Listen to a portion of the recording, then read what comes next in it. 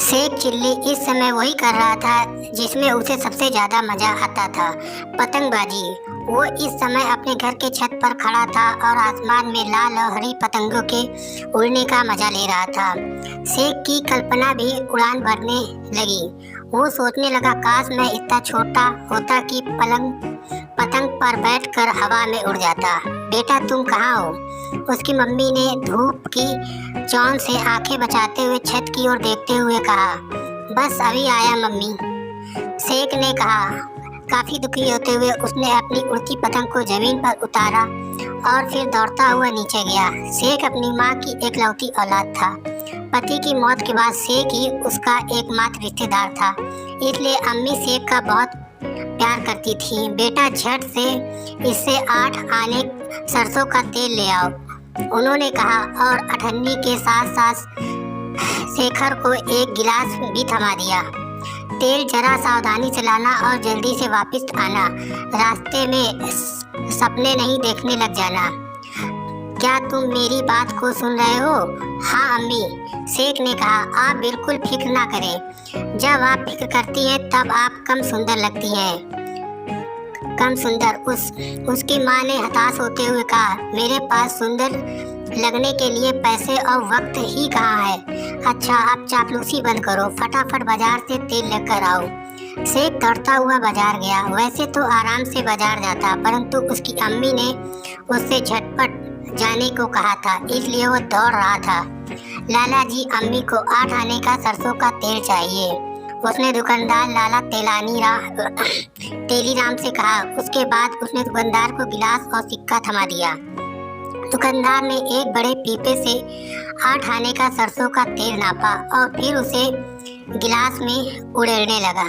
गिलास जल्दी ही पूरा भर गया। भाई, इस गिलास में तो बस 7 आने का तेल ही आएगा, उसने शेख से कहा। मैं बाकी का क्या करूं? क्या तुम्हारे पास और कोई बर्तन है या फिर मैं तुम्हें 1 आना वापस कर दूं? शेख दुविधा में पड़ गया। उसकी अम्मी ने उसे ना तो दूसरा गिलास दिया था और ना ही पैसे वापस लाने को कहा था। वो अब क्या करे? तभी उसे एक नायाब तरकीब समझ आई। गिलास में नीचे एक गड्ढा था, यानी छोटी सी कटोरी जैसी जगह। बाकी तेल उसमें आसानी से समा जाएगा। उसने खुशी खुशी तेल से भरे हुए गिलास को उल्टा किया। शायद तेल वहाँ बह गया। फिर शेख ने गिलास के पेंदे में बनी छोटी सी कटोरी और इशारा किया। बाकी तेल यहाँ डाल दो, उसने कहा। लाला तेलीराम को शेख को बेवकूफ़ी कर यकीन नहीं हुआ। उन्होंने सिर हिलाते हुए शेख को आज्ञा का पालन किया। शेख ने गिलास का सावधानी से उठाया और फिर से वो घर की ओर चला गया। इस घटना पर लोगों ने टिप्पणी की, पर शेख पर उनका कोई असर नहीं पड़ा। जब जो घर पहुंचा तब उसके माँ कपड़े धो रही थी। बाकी तेल कहाँ है? माँ ने गिलास के पेंदे की छोटी कटोरी में रखे तेल देखकर पूछा। यहाँ। शेख गिलास को सीधा करने की कोशिश की और ऐसा करने के दौरान बचा हुआ तेल भी बहा दिया। बाकी तेल यहाँ था। अम्मी जान, मैं सोच रहा हूँ कि मैंने लाला जी को तेल इसमें डालते हुए देखा था।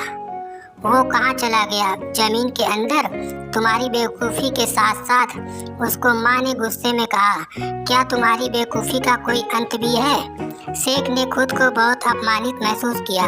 मैंने बिल्कुल वही किया जो आपने मुझसे करने को कहा था, उसने कहा। आपने मुझसे इस गिलास में 8 आने का तेल लाने को कहा था और वही मैंने किया। गिलास छोटा होने पर मुझे क्या करना है यह आपने मुझे बताया ही नहीं था और अब आप मुझ पर नाराज हो रही हो।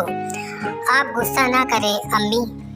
जब आप गुस्से में होती हैं तब आप अब मेरे सामने से तुरंत दफा नहीं हुए तो मैं तुम्हारे चेहरे को खूबसूरत बनाती हूँ। अम्मी के पास बड़ी झाड़ू उठाते हुए कहा। मेरी सहन शक्ति भी एक सीमा है, जबकि तुम्हारी बेवकूफ़ी की असीमित है। शेख अपनी पतंग लेकर लपक कर छत पर पहुँच गया। माँ दुखी होकर दोबारा कपड़े धोने लग गई। उन्हें अब तेल लाने के लिए खुद बनिए को दुकान पर जाना पड़ा। शेख ने बहुमूल्य समय के साथ साथ बेशकीमती पैसों को भी गंवाया। उसके बावजूद उसका मानना था कि उसका बेटा बहुत ही आज्ञाकारी और प्यारा था। तभी किसी ने बाहर से दरवाजा खटखटाया। लाला तेलीराम का छोटा लड़का तेल की बोतल लिए खड़ा था। बुआ जी, आपके लिए है, उसने कहा। मेरे पिताजी ने इसे भेजा है। जब शेख भैया ने तेल से भरे गिलास को उल्टा दिया तो किस्मत से तेल वापस पीपे में जा गिरा। भैया कहाँ है? उन्होंने मुझे पतंग उड़ाना सिखाने का वादा किया था, वो ऊपर है। बेटा तुम छत पर चले जाओ, शेख की माँ ने तेल लेते हुए और उस छोटे लड़के के गले को थपथपाते हुए कहा। फिर जो मुस्कुराती हुई दोबारा अपने काम में जुट गई। अल्लाह उस गरीब विधवा को भूला नहीं था। दोस्तों, अगर कहानी अच्छी लगी हो तो लाइक, कमेंट और शेयर भी जरूर करें। Thank you.